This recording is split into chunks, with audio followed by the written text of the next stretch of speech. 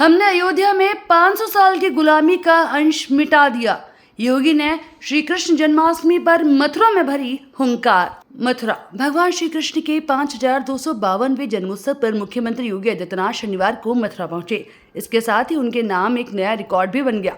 वे UP के पहले ऐसे मुख्यमंत्री हैं जो पिछले 8 सालों में 38 बार मथुरा और वृंदावन के दौरे पर आ चुके हैं। सीएम ने मथुरा को 645 करोड़ की 118 विकास परियोजनाओं का तोहफा दिया। यहां आयोजित जनसभा में योगी ने कहा कि हमारी सरकार गुलामी के अंश को खत्म कर रही है। हमने अयोध्या में 500 सालों की गुलामी के प्रतीक को हटा दिया। अब मथुरा में भी हम यही काम करेंगे। मुख्यमंत्री योगी आदित्यनाथ ने कहा कि 5000 वर्ष से भी पहले से ये ब्रजभूमि भगवान श्री कृष्ण के पूर्ण अवतार के रूप में है। ये उनकी पावन लीला के भूमि के रूप में जानी जाती है। ये यूपी वालों का सौभाग्य है कि भगवान अपने अवतारों से हमें बार बार कृतार्थ किया है। अगर अयोध्या राम जन्मभूमि के रूप से जानी जाती है तो मथुरा श्री कृष्ण की अवतरण भूमि के रूप में जानी जाती है। भगवान की लीला को जानने और देखने का सौभाग्य ब्रजवासियों को प्राप्त हुआ। हमारी सरकार मथुरा वृंदावन की पौराणिकता को वापस लौटाने का काम करेगी। आज काशी और अयोध्या पूरे वैभव के साथ पूरे देश और विदेश के श्रद्धालुओं को अपनी ओर आकर्षित कर रहा है। हर साल मुझे 2 बार मथुरा जाने का सौभाग्य मिलता है। सीएम योगी ने आगे कहा कि मुझे इस साल में 2 बार जन्माष्टमी और बरसाना रंगोत्सव के मौके पर मथुरा आने का सौभाग्य मिलता है। हमारी सरकार ने तय किया है कि मथुरा, वृंदावन, बरसाना, गोकुल, बलदेव, गोवर्धन और राधा कुंड को तीर्थ के रूप में विकसित करेंगे। ये डबल इंजन की सरकार है। हम अपनी आध्यात्मिक विरासत की संरक्षण और श्रद्धालुओं की सुविधा के लिए प्रतिबद्ध हैं। इससे पहले मुख्यमंत्री ने मंदिर में श्री कृष्ण की पूजा अर्चना की।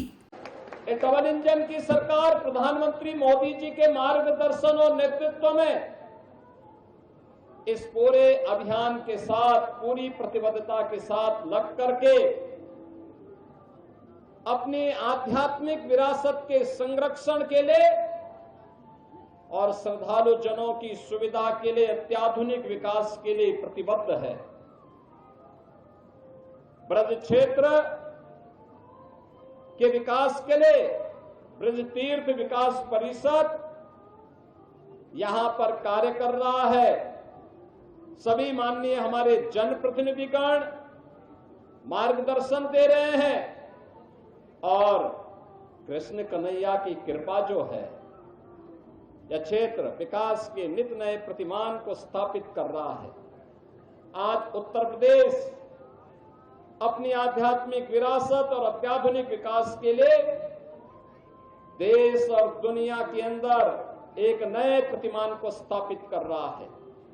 और आज ये मेरा सौभाग्य है कि जन्माष्टमी के अवसर पर मुझे स्वयं कहना कि इस पावन जन्मस्थली पर आने का सौभाग्य प्राप्त हुआ है।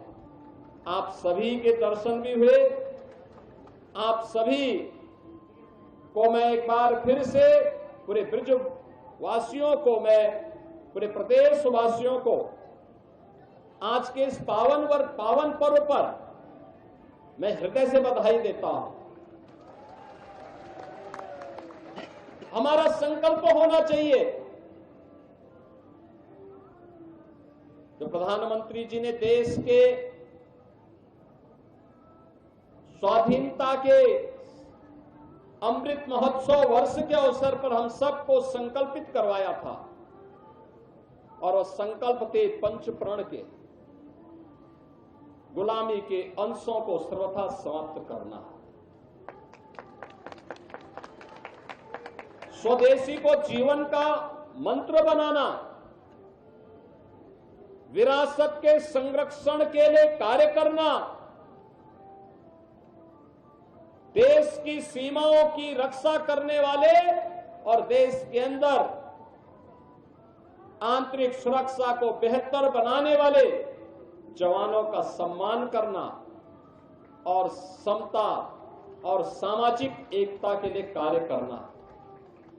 बहनों और भाइयों, आज जब हम काशी में जाते हैं तो काशी विश्वनाथ धाम हम सबके सामने पूरे वैभव के साथ देश और दुनिया को आकर्षित कर रहा है। अयोध्या में जाते हैं, 500 वर्षों की गुलामी के प्रतीक समाप्त हुए। अब श्री कृष्ण श्री राम जन्मभूमि पर भव्य राम मंदिर का निर्माण होकर के दुनिया को अपनी ओर आकर्षित कर रहा है। हम लोग योग माया की उस पावन भूमि पर जाते हैं जो विंध्यवासिनी धाम के रूप में आज दुनिया को अपनी शक्ति का एहसास करा रही है। वहां पे भी एक भव्य कॉरिडोर बनकर के दुनिया के श्रद्धालुओं को अपनी ओर आकर्षित कर रही है। श्रद्धालु जनों की बेहतर सुविधा।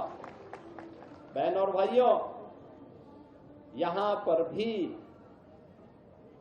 श्रद्धालु जनों को, आने वाले कोटि कोटि श्रद्धालु जनों की सुविधा के साथ ही 5000 वर्ष से अधिक की पौराणिक विरासत के संरक्षण के लिए आधुनिक विकास की प्रक्रिया के साथ जोड़ने के इस अभियान के साथ हम सबको मिलकर के कार्य करना होगा। याद करना उन दुष्प्रवृत्तियों से जो देश को कमजोर करना चाहती हैं, जाति के नाम पर, क्षेत्र के नाम पर, भाषा के नाम पर, किसी अन्य बात के आधार पर, उनसे सावधान होना होगा।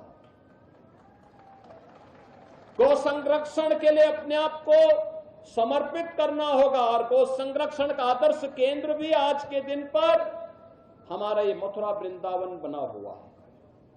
यहां पर अनेक बड़ी बड़ी गौशालाएं काम कर रही हैं और इसीलिए डबल इंजन की सरकार ने व्यवस्था की है कि निराश्रित गौ आश्रय स्थल पर कोई भी गाय रहेगी, कोई किसान, कोई अन्नदाता किसान अगर उसका संरक्षण करता, उसका लालन पालन करता है तो सरकार उस परिवार को, उस किसान परिवार को 1500 रुपये हर महीने उस गौ माता की सेवा के बदले उपलब्ध करवाएगा। 16 लाख से भी गौवंश का संरक्षण वर्तमान में प्रदेश के अंदर किया जा रहा है। लगातार इस पर सरकार कार्य कर रही है क्योंकि हमारे जो प्रतीक हैं सनातन धर्म के, मां गंगा है, मां यमुना है, गौ माता है, गायत्री है, हमारे तीर्थ हैं। जब तक ये है सनातन का ध्वज ऐसे ही दुनिया का मार्गदर्शन करता रहेगा, विश्व बंधुत्व के भाव के साथ दुनिया को एकता और शांति और सौहार्द का मार्गदर्शन करता रहेगा। एक बार फिर से आप सभी को श्री कृष्ण जन्माष्टमी की हृदय से बधाई देता हूं, अपनी मंगल में शुभकामनाएं। देश दुनिया की बड़ी खबर, हर मुद्दे पर रहेगी पैनी नजर। जनहित से जुड़ी दिखाएंगे आपको हर खबर।